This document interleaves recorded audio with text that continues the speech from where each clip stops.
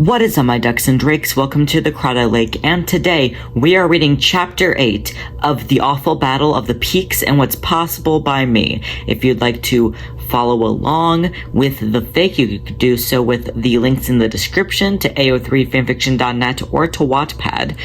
If you'd like to recommend a fic I read in the future, you could also do so with the Google form in the description, and all the rules will be in that Google form. Any content warnings will be in the description below, so if you don't want to be quote-unquote spoiled, you could just continue listening, or if you would like to see the content warnings, you could look in the description. With that being said, here's Chapter 8. Of course, Tugger is distracted. The Rum-Tum Tugger was surprised to be receiving such an important job for his brother. It made him a bit of sense to him, since Monk was his brother and would know how to help him feel safe, but also he was known in the tribe for his irresponsibility. He'd often get distracted or lose track of himself and things, and this was no exception. He just got bored very easily and couldn't motivate himself well enough to stay on task. So, on the way to his childhood den, when he came across his lovable boyfriend, Mr. Mistopheles, how could he not love up on him? "Hey cutie, you come here often?" Misto nuzzled into his boyfriend's mane, purring into his collar, causing the Maine Coon's brain to immediately go fuzzy. "Well, duh, this is my den." Tugger looked up, and lo and behold, he was at his boyfriend's den, which was nowhere on the way to his childhood one. He must have just wandered here on autopilot, though Tugger was elated that he had happened to do so, because now he gets to invite his boyfriend along for the ride. The idea of bringing Mistopheles to his childhood den was especially exciting, since he didn't get much of a chance to show off his boyfriend to his family in much capacity, besides just a few nights ago at the Jellicle Ball. There weren't any meetings. No family dinners, no events, nothing. Old Deuteronomy was usually too busy to see Tugger much, let alone meet any partners. Munkustrap was already busy with his protection stuff to hang out with Tugger like they did when they were kittens. Then, of course, he would rather subject himself to the wrath of a pollicle than have Misto ever go near McCavity. Then, of course, his mom. It is your den. Just thought you'd be out practicing your ballet. How'd you like to join me on a trip to my childhood den?" Misto glowed with the warmth of 1,000 suns radiating from his smile. He nodded his head before running back into his den and back out again with his favorite pop tab. Misto liked carrying a pop tab and messing with it when he was out. It kept him from moving around too much and in some weird ways helped him feel safer. Tugger was also glad Misto was coming along so that he could stay focused and on track. Sure, he was on his way, but who knows who could have stopped him and distracted him. Heaven forbid Bomb Ballerina or etc. cross his path, and who knows if he'd ever get back on course. The two enjoyed their time together on the road less traveled on. The dirt was less trampled, and many piles of trash shaded them from the bright sun. The two weren't even thinking about their paws automatically slid into one another, letting their wrists cross over just enough for their arms to swing comfortably. Their tails ended up following suit and doing the same, gradually twisting together behind them and keeping them connected. Their bodies drew closer, making the two walk just a bit slower. Their hind paws trudged, then dragged, then stopped in their tracks as Tugger leaned himself down, taking Mistopheles' breath away by connecting their lips. Tugger held the shorter kit by the ribs as Misto stood on his toes, wrapping his arms around Tugger's neck. The two enveloped themselves into each other, letting the world around them sink. Misto has enjoyed the quiet since he's gotten quite popular from his magical appearance at the Jellicle Ball. Between him and his magic and heroic act, and Tugger and his entire vibe of getting the ladies, they never truly got much time together now, but here they were, kissing in the great outdoors, and not another cat in sight to tear them apart. No other cats, sure, but they still had a task at hand, so, despite the sparks that kept them together like magnets, they had to separate. Tugger moved his paws to Misto's shoulders, pushing him away just enough so they could look at each other in the eyes. In the dark, covered shadows of their dens, it always looked like Mistopheles never had an iris to begin with, just a black pupil as if he were a cartoon character. It made it all the more worth it to see him in the broad daylight. His black coat shimmered silver, his white face reflected like a great jellicle moon, whiting out all of his features, but his eyes that now shone a glistened hazel, giving it a new life that could never truly be fulfilled in the night. "Love, I think we should get going now." Tugger leaned down, giving Misto one last peck before continuing walking, only keeping their paws interlocked. Misto, as a kid who has never been heavily monitored up until recently, hasn't been able to see much of the world, or the junkyard for that matter. Taking a walk down this rarely trotted path with the love of his life was refreshing and gave him a newfound sense of trust in his boyfriend, as well as a newfound freedom. He was scared before leaving the kitten daycare, but now he was feeling a lot better. He wasn't done setting up his new den, but maybe he didn't have to finish. The two made it to the den, wrecked and abandoned. The front was covered in broken glass and trash, as any leftover paw prints had been washed away. Tugger felt his stomach drop, as he didn't remember living here long as a kid, but when he did remember, it replayed over and over in his head. He looked down at Misto, who was staring straight at a piece of fur lodged between two boxes building up the house. He crept up to it, slowly while sniffing. "Careful of the glass, I don't want you getting hurt." Misto turned his head smiling and nodding at Tugger, who was ungracefully tiptoeing through the remains. Misto was naturally better at this from being a dancer. He, in a feather-like fashion, floated his way to the wall, getting just close enough to graze the fur with the tips of his toe beans. This stifled a gasp out of him, causing him to stumble and cut his knee on a piece of glass. Tugger no longer stumbling through the glass, but instead bouncing through it to get Misto, getting on his knees next to him and cradling him close to his chest, lifting his lanky leg in his paw so he could better see it. Just breathe. I'm going to check for glass in the wound." Tugger redirected his attention to the knee before he could fully soak in the pain that was seeping from Mistopheles' gritted teeth and squinty eyes. He found a small chunk in the knee and quickly plucked it out with his claws before he could regret it. He heard a small squeak but couldn't bring himself to look, picking him up and carrying him into the den. He laid him on the first nest that he came across and wrapped the knee with some spare bandages from the broken medicine box under the table Munkustrap would use to help him when he scraped his knees playing as a young kid. It's McCavity." Tugger looked shocked, looking around him for any signs of the hidden paw. Misto caught his breath enough from the stinging pain to continue talking to Tugger. "No, I don't know if he's here or not, but that was his fur outside." Tugger paused, looking down at Misto, moving slowly to him and sitting next to his laying body on the nest. "I forgot just how truly young you are. McCavity left long before you were born." Misto crooked his head slightly. "Left?" Tugger sighed. "Left. He used to be a Jellicle. My brother, in fact. It's very rare for a cat not born by magic to have magic such as yourself. McCavity is the firstborn of Old Deuteronomy. That's why Munkustrap is the first Jellicle leader without magic. He wasn't supposed to be the next Jellicle leader. McCavity was. Mistopheles felt out of place. He was a Jellicle all his life, and though short, it felt important to know. Misto grumbled a bit, sitting up while still keeping his injured leg still. I can't believe someone so evil could be you and Monk's older brother. You two are the kindest cats I've ever met. And old Dude's firstborn son? I wouldn't call that the truth for a cup of rice pudding. What made him change?" Tugger took Misto's chin in his paw. "He wanted more power. He wanted to be in control. He was a very, very angry kitten." So when he finally was an adult and capable of becoming the next Jellicle leader, old Deuteronomy refused, and he went haywire. Dens burned, the sky darkened, many were injured. Luckily, no one died. But McCavity hasn't been accepted back since.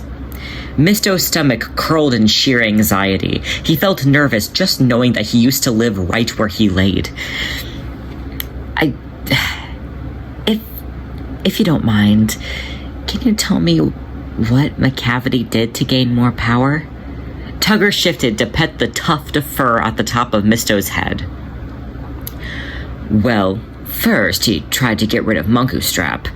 After McCavity found out he was being replaced with Monk, he thought it would just be easier to get rid of the only cat he saw as competition.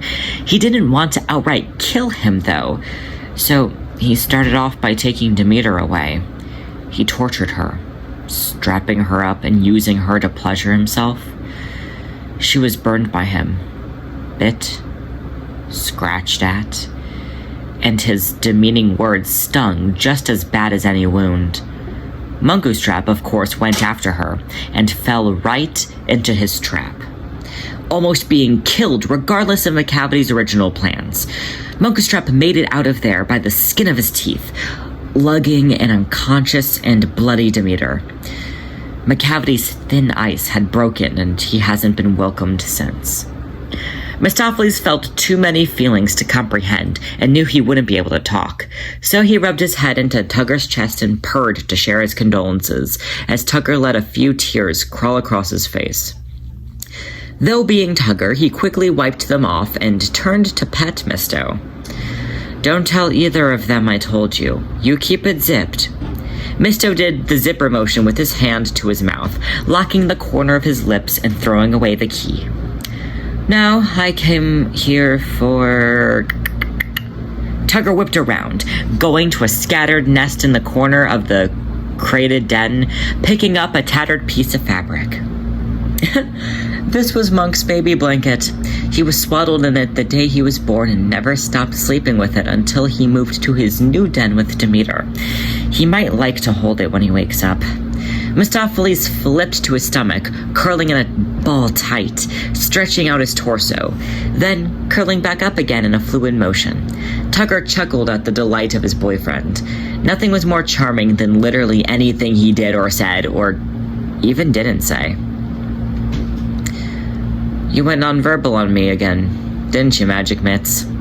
Misto looked up like an innocent child, holding back his smile as he nodded decently. Tugger bapped Misto on the forehead before swooping him up in his arms, placing the baby blanket over him. I'm not having you walk. I don't care that it was just a cut. I want Jenny or Jelly to double check to make sure there's no glass left in there. Once we make sure you're okay, do you want to go back to my actual den and cuddle? Misto's tongue fell out of his mouth slightly as he shook his head, promptly pointing his thumb to himself. Ah, want to cuddle in your den? Misto nodded. Aw, you being so excited about your own den is so cute. I know you never liked the nursery anyhow. And with that, Tugger's childhood den faded in the distance behind him as they continued directly on his mission. Something about Mistopheles and how precious and small he felt to him made him feel more responsible and more capable. He never had an issue with letting himself down or not taking care of himself, but he never cared about himself enough to pay any mind to his own tasks and duties. But Misto, well, Misto is the love of his life, and he would climb every mountain just to be with him. Life was made more worth it. Misto braided the fluffed-out strands of Tugger's mane on the way back to the central part of the junkyard, letting his fingers keep his head distracted as he let the thought of McCavity fade from him. Even as scary parts eventually sizzled out of his inner voice, one thought remained echoing in his head like a yodeler screaming from the mountaintops. Is his magic strong enough to defeat McCavity? Maybe not even now, but when he grew up and had more control of it. Even in the next year. If McCavity came back, could he help fight rather than be hidden away with the rest of the kittens? You doing okay there, Presto Paws? Tugger left some laughter behind in his question, taking a paw that Misto didn't know he had squeezed onto his ear. Tugger squished the paw back, letting it feel gravity and force. He always knew exactly what Misto needed. Mistopheles was very prone to shutting down, curling up, gripping his ears and his paws to the point of bleeding, squeezing his eyes shut, rocking back and forth, and occasionally letting himself hum as loud as possible to try to get himself to come back down to earth. When this happened as a kit, the adults would scold him for being disrespectful and not behaving.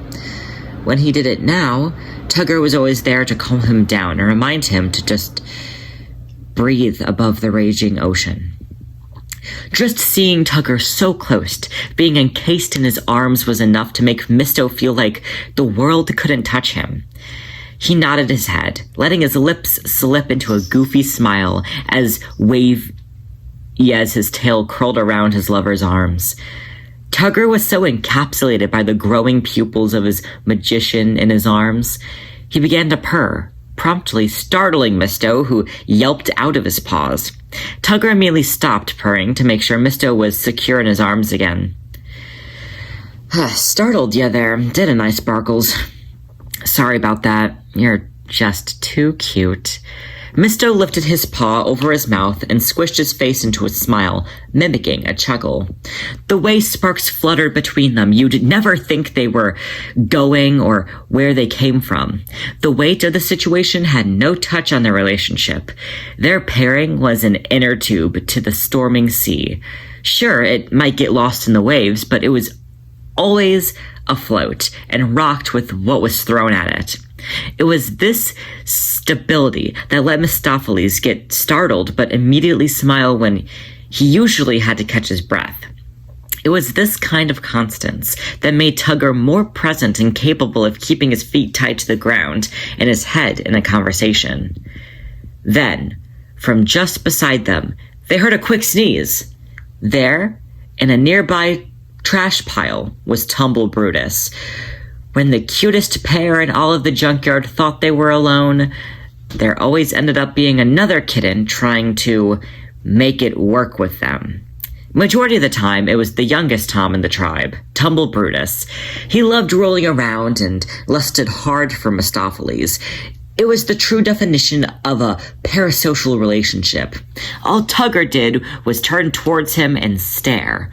Mistopheles, who felt extremely uncomfortable by this cat's repeated efforts, hid his face in Tugger's neck, facing away from the kitten. Tumble, still keeping a smug look on its face, inches toward the pair. Hello? I saw you two were having quite a good time, and maybe... Tugger got close enough just to barely graze his paw on Tugger's knee before being absolutely decked in the face with Tugger's hind paw. I'll let you think we have a singular brain cell in your head to do so. Misto couldn't help but let out a chuckle against his lover, despite being in distress. Tumble, not being very bright, and didn't have any redeeming ideas, scurried away. Are you okay there, Misty? I'm sorry, weirdos are jealous of us. Mistopheles, still not having the mental space to talk, put up a weak thumbs up, with a forced all-teeth smile. I'll take that as a getting there, love. Tugger comforted his partner, peppering kisses along his neck as they continued the last leg of their journey. No one is allowed to touch you. That's me. I'm no one. Soon enough, the two approached back to the medical den. Tugger readjusted Misto, not knowing if he'd be allowed to get medical attention in this time of crisis. The two took this last moment of silence to stare at each other and tell a million stories with their eyes. Tales of an unspoken dancer finding a voice in the one he loved, and a rambunctious roughhouser who found his calm and understanding in his beloved. Tugger, reaching his paw to the door handle, leaned in for a kiss.